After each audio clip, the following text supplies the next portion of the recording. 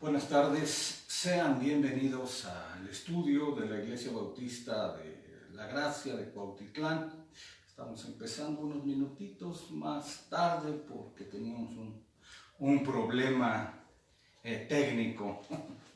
Vamos a empezar con nuestro estudio, sean bienvenidos. Vamos a ver si el día de hoy terminamos con este hermoso salmo. Estamos en el verso 21, dice: al impío le matará la maldad, y los que aborrecen al justo serán desolados. El Señor redimirá el alma de sus siervos, no serán desolados cuantos confían en Él. Otras versiones, cuantos en Él confían.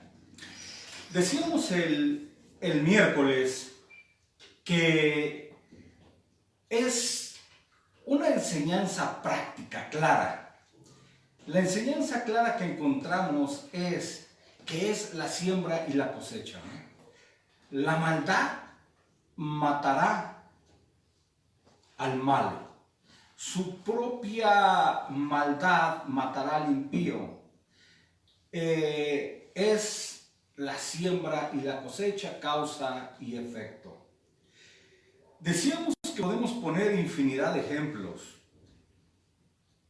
Proverbios, Eclesiastés están llenos y llenos de enseñanza al respecto. Y cuando nosotros vemos que la ruina, que el pecador cava su propia ruina, que el pecador está trabajando lo que decíamos, lo que enseña la Escritura, que la paga del pecado es muerte. Vean, es la regla que se dictó en el jardín del Edén. El alma que pecare, esa morirá. Y decíamos que esa sentencia bíblica no ha dejado de ejercerse. Jamás ha sido revocada. Y cuando vemos que el malvado, los injustos, son muertos a causa de su propia injusticia, no podemos hablar de arbitrariedad. ¿Por qué? Porque es el mero resultado de su trabajo, es su paga, su recompensa. Ellos cavan, como digo, su propia ruina. En la destrucción del pecador no hay nada, óiganlo, que no pueda explicarse. Entonces, seguramente tú y yo hemos conocido alguna vez que el mal mata al hombre. Es lo más común, ver a una persona que es víctima de su propio pecado. Cuando vemos, decíamos, a un pecador que está viviendo una vida, como llaman hoy, la vida loca, desenfrenada, la vida de valentones, la vida sin recato, sin miedo.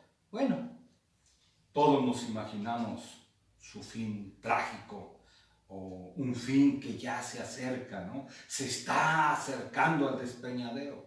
No escucha, y si se niega a escuchar la alerta, sabemos tarde que temprano que esta sentencia bíblica se cumplirá. A causa de sus malos caminos, a falta por andar en su maldad, por supuesto que viene su ruina. Entonces, de todo esto no podemos engañarnos. Volvemos a decir, esta sentencia sigue firme. Y ahora vemos que cualquiera que vive en el pecado, y podemos nombrar infinidad de pecados: robo, abortos, homosexualidad, inmoralidad, orgullo, soberbia, avaricia, borracheras, drogas, traiciones. Al final, el mal les alcanzará, los matará. los impíos perecerán miserablemente. ¿Por qué? Porque su final es ser abrumados por sus propios pecados. Su maldad que lo llevó en su vida a ensoberbecerse, les caerá sobre sus propias cabezas. Vemos un solo ejemplo, ¿no? Hay muchos, como digo. Podemos ver a Saúl con toda su maldad, su gobierno, que es lo que hemos estado estudiando. Podemos hablar de Caín y Abel, ¿no? Podemos hablar en el mundo antidiluviano, el faraón de Egipto. Podemos nombrar al traidor Judas. Vean, es el ejemplo, es la historia. Pero tenemos un ejemplo que nos puede servir como base de varias enseñanzas. Y este ejemplo es lo que en la Escritura encontramos que es la vida del rico y Lázaro. Y nos sirve de mucho porque son, como digo, son diferentes enseñanzas. Cosas que aprendimos, que podemos aprender cómo es de horrible la muerte del pecador. La muerte de muchos malvados. Y que lo que aparentemente puede parecer una buena vida y una hermosa muerte, así lo ven muchos, puede, de acuerdo a la Escritura, a la palabra de Dios, ser la peor y la más horrible de las tragedias. Por supuesto, si lo miramos hasta el fin. Hoy en día hay muchos malvados que viven aparentemente, vuelvo a decir, la vida loca. Prosperan, no tienen congojas en su muerte, su vigor parece entero, no pasan muchos trabajos, ¿no? Al contrario de los justos, muchos son los males del justo. Y todo eso, vean, lo lleva a actuar con arrogancia, lo lleva a mofarse, aún a hablar con maldad y de hacer violencia, hablar con petulancia, con altanería, ¿no? Un ejemplo de esa vida de la que hoy tristemente muchos jóvenes y aún niños quieren vivir es reflejada en los famosos narcocorridos, ¿no? Los narcocorridos es un ejemplo de ellos. Y vean, ponen su lengua contra el cielo, ¿no? Se enaltecen de su maldad, la gritan, la cantan, ¿no? Las canciones populares. Pero la Escritura sigue diciendo, matará al malo su maldad. Aprendemos de la palabra de Dios que la prosperidad no es la mejor bendición, ni la adversidad es el peor de los males. Vean, aquí tenemos claramente el ejemplo de dos hombres. La Biblia dice que uno era rico, vestía de púrpura, de lino fino, y que a diario tenía banquetes. Podemos pensar que buena música, excelente comida, diversiones de todo tipo, de los que da el pecado, ¿no? Diversiones que ellos disfrutaban. Por supuesto que había desenfreno. Eso es lo que el mundo el día de hoy llama buena vida. Una buena casa, una buena ropa, buenos vehículos, buena posición, incluso renombre, ¿no? Porque ahora hasta los malvados son admirados. Del otro lado tenemos a un hombre, vean, miserable, es lo que dice la Escritura. Un pobretón, dirían muchos, un infeliz tirado a la puerta de la mansión de Lázaro, de el rico. más aún cubierto de llagas. Y dice la Escritura que los perros venían a lamerle esas llagas. ¿Qué es lo que estamos diciendo? Tenemos a un hombre enfermo, despreciable, cubierto de llagas, que no tenía ni siquiera para poder pagar un doctor Simi, y que lo único que podía comer eran, dice, las migajas que caían, vean, de la mesa del rico. ¿Qué es lo que estamos viendo? Que este rico jamás pensó en el pobre. Bienaventurados los que piensan en el pobre, porque en el día malo los librará Jehová. No, este era un impío. Es justo decirlo, que no fue este rico al infierno por ser rico. No, fue por malvado. Fue por no amar a Dios ni amar a su prójimo. Esa es lo que nos enseña la Escritura. Volvemos a Lázaro. Pues bien, ¿qué es lo que sucede? Es lo que nos enseña la Escritura. Que murieron los dos. Murió el rico y murió el miserable. Como está escrito en la Escritura, que todos tendremos que comparecer ante el tribunal de Cristo para dar cuenta de todo lo que hayamos hecho por medio del cuerpo, sea bueno, sea malo. Ricos, pobres, fuertes, débiles, sabios, tontos, reyes y esclavos, jueces, magistrados y convictos.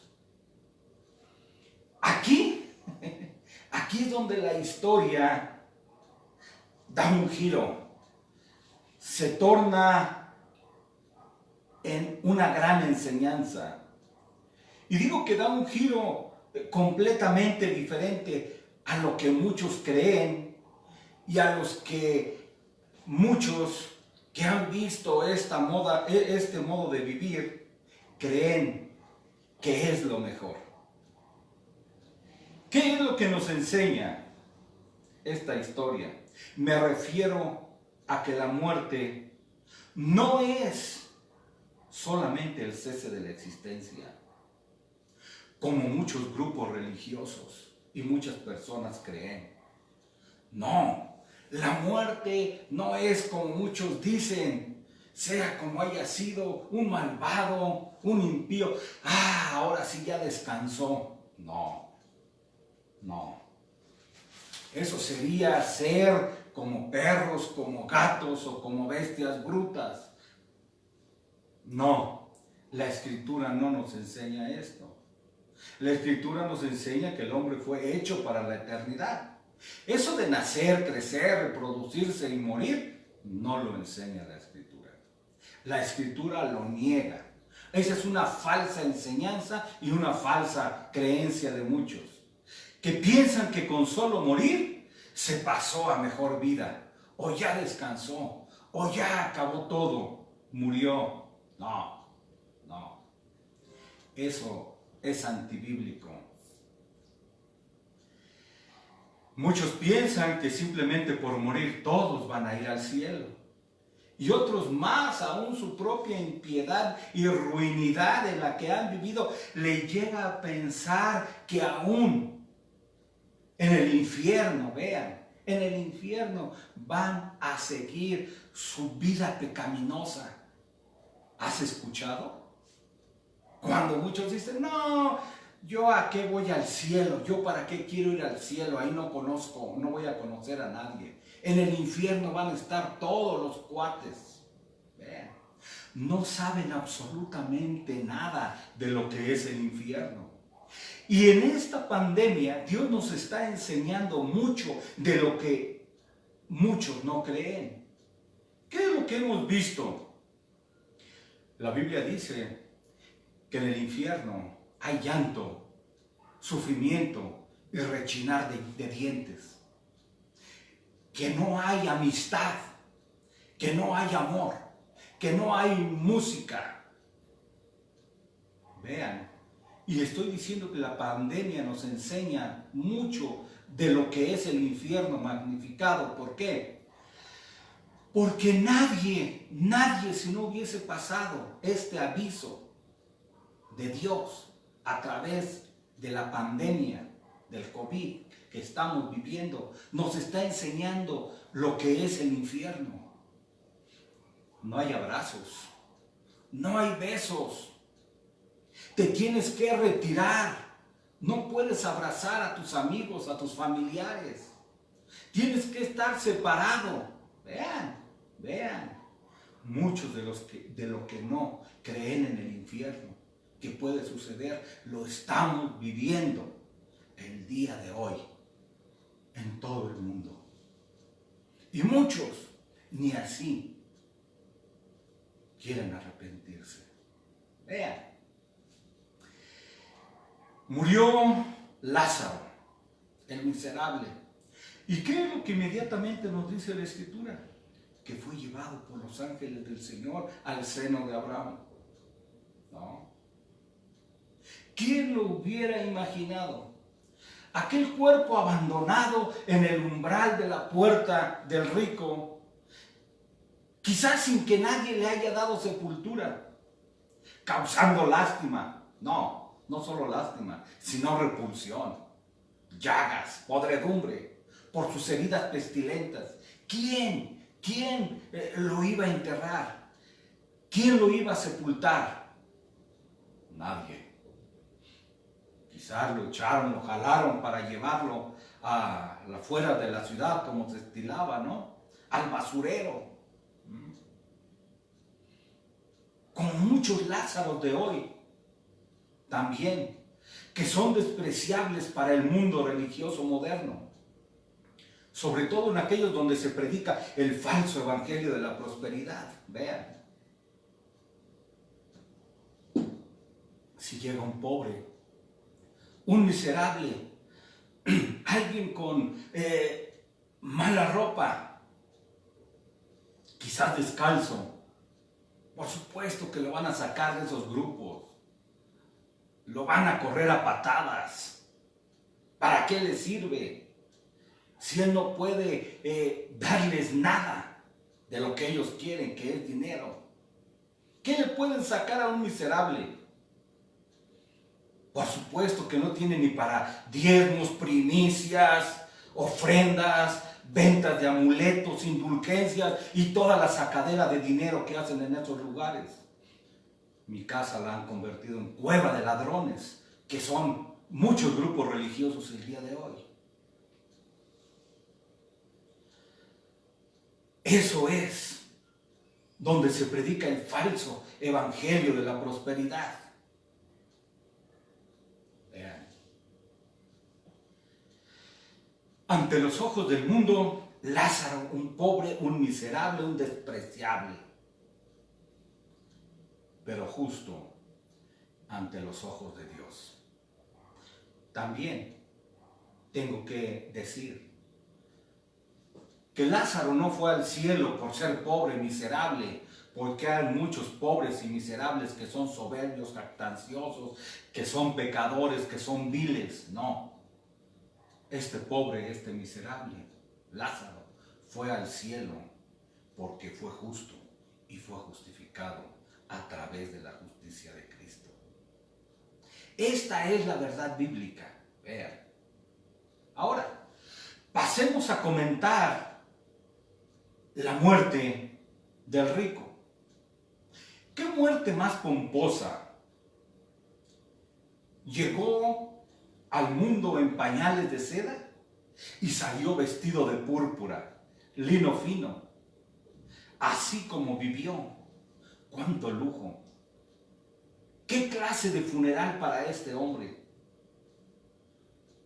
Podemos imaginarnos cuando ungieron su cadáver, ¿no?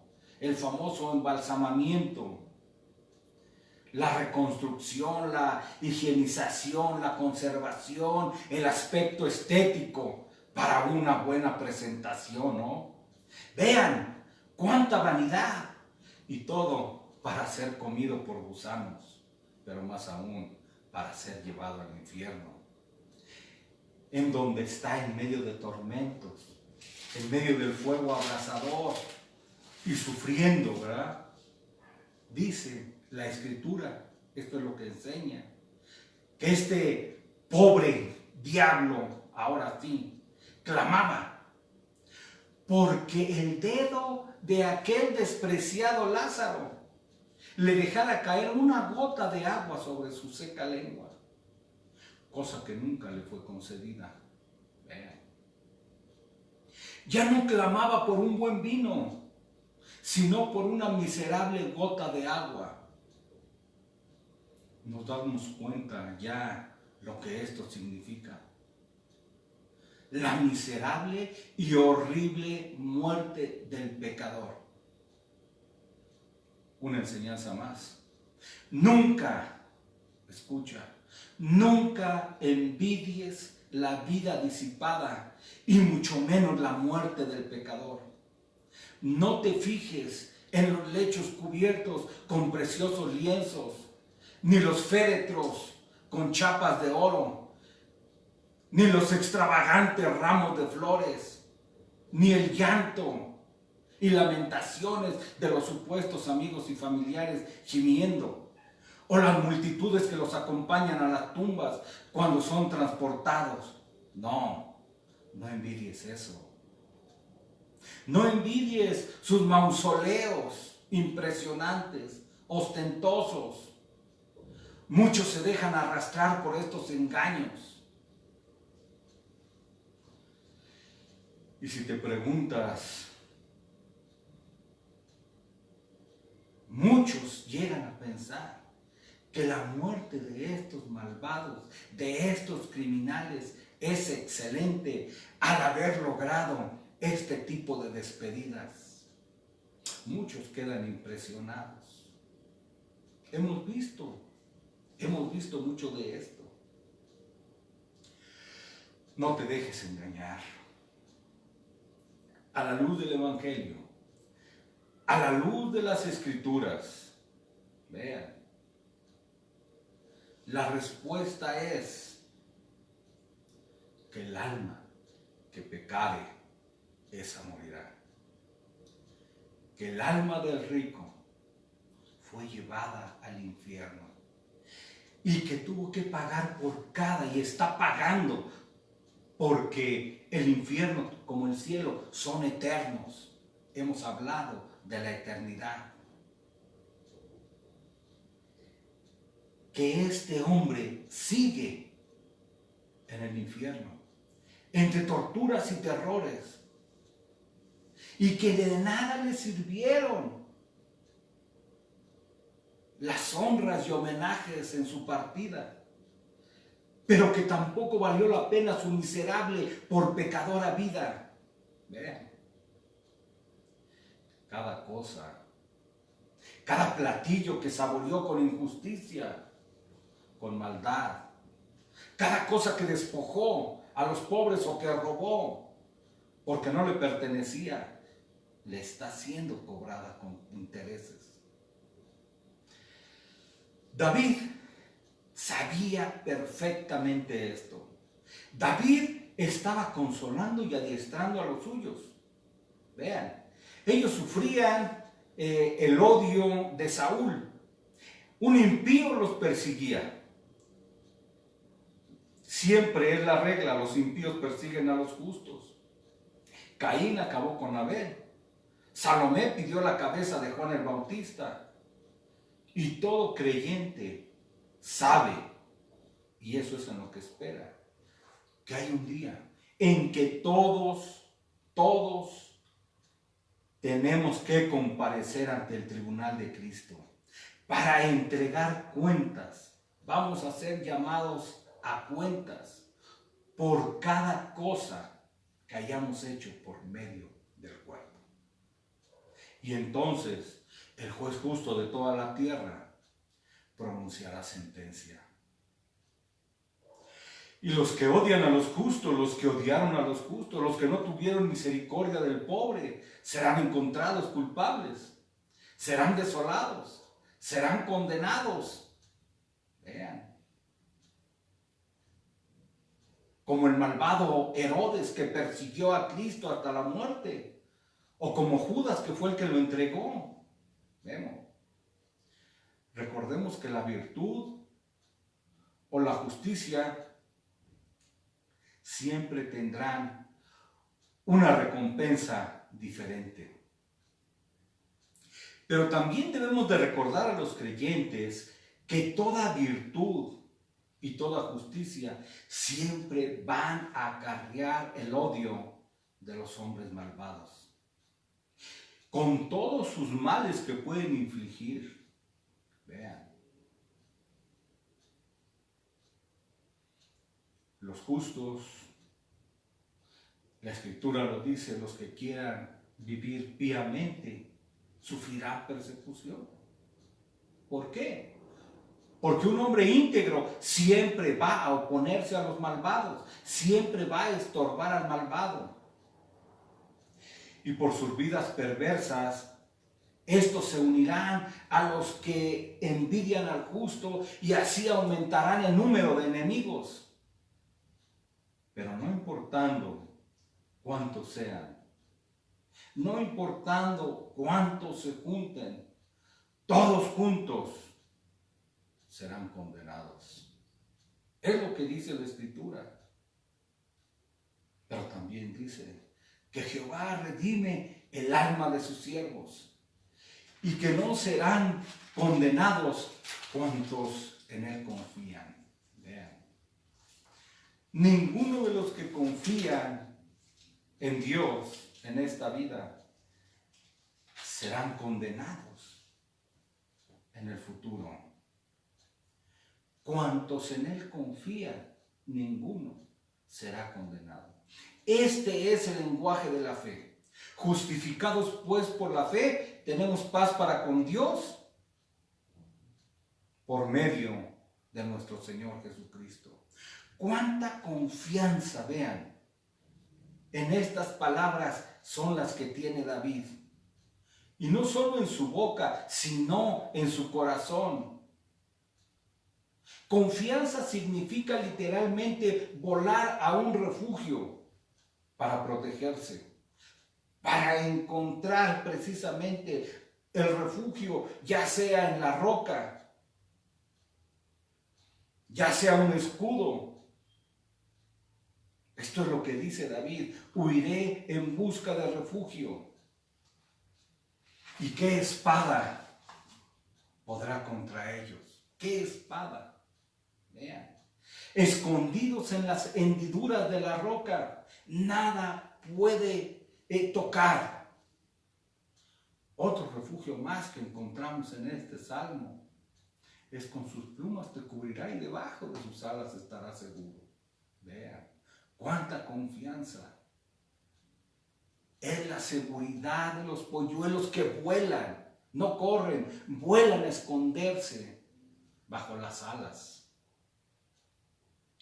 Esta es la seguridad, esta es la confianza y esta es la bendición prometida. Ninguno de los que en él confían será condenado. Ellos habían confiado, creído. La Escritura dice que los que no creen en él serán condenados. No necesitamos confundirnos con sutilezas metafísicas o con gran teología. David enseñó a sus 400 que el que busca refugio en Cristo, éste será salvo. Justificados pues por la fe tenemos paz para con Dios, y la sangre de Jesucristo su Hijo nos limpia de todo pecado. No solo salvos, justificados, sino que también glorificados. Vean, estamos yendo mucho más allá de la muerte, estamos hablando de la eternidad.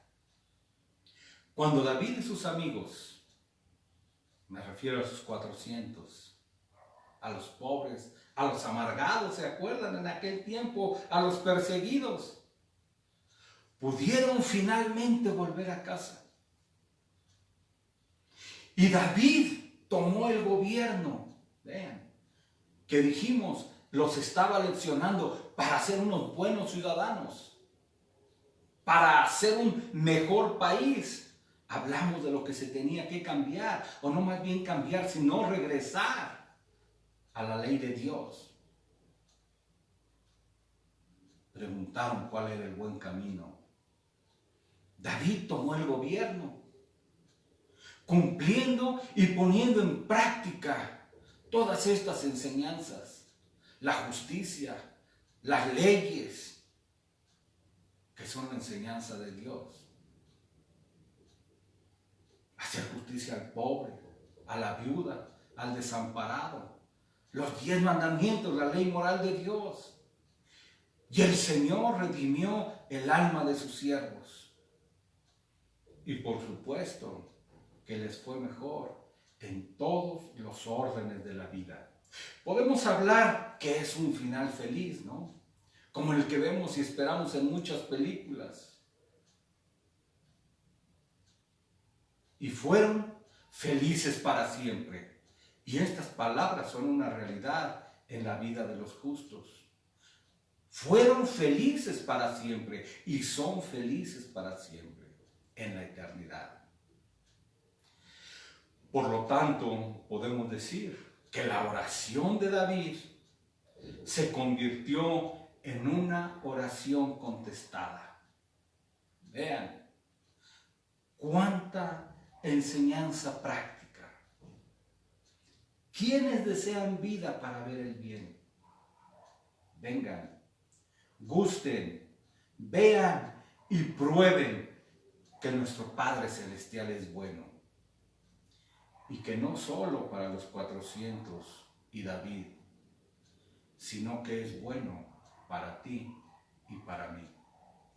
Y que tú juntamente con David puedes decir, dichoso el hombre que confía en él. Oremos. Nuestro Padre que estás en el cielo, te damos las gracias por tan hermosos salmos, tan hermosas alabanzas, por tanta enseñanza práctica para nuestra vida que podemos y hallamos en las Escrituras. Ayúdanos no solo a recordarlas, sino a vivirlas, a ponerlas en práctica. Haz de nosotros creyentes mejores. Y a los que aún no son creyentes, que deseen vida para ver el bien,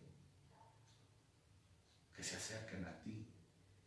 Que vean que tú eres un Dios perdonador, un Dios misericordioso, un Dios que se complace en perdonar. Pedimos esta gracia para muchas personas que han estado escuchando esta serie de estudios. Los ponemos en tus manos y pedimos que tú obres en la vida de cada uno de ellos. Y que a los creyentes nos des, Señor, el privilegio de reflejar tu carácter a través de nuestra vida, de nuestro testimonio. Que podamos ser no solo buenos creyentes, sino excelentes ciudadanos. Pedimos por nuestro querido México, pedimos por las aflicciones de los justos, los ponemos en tus manos. Pedimos por los que están enfermos, pedimos que tú obres en la vida de cada uno de ellos y que cumplas tus propósitos. Y que a través de todas estas enfermedades también recibamos muchísima enseñanza. Te damos las gracias por todo en el nombre de Jesucristo, tu Hijo. Amén. Les invitamos para el día domingo, la predicación a las 12 del día, y el día lunes, miércoles y viernes, para que nos acompañen en nuestros siguientes estudios. Gracias.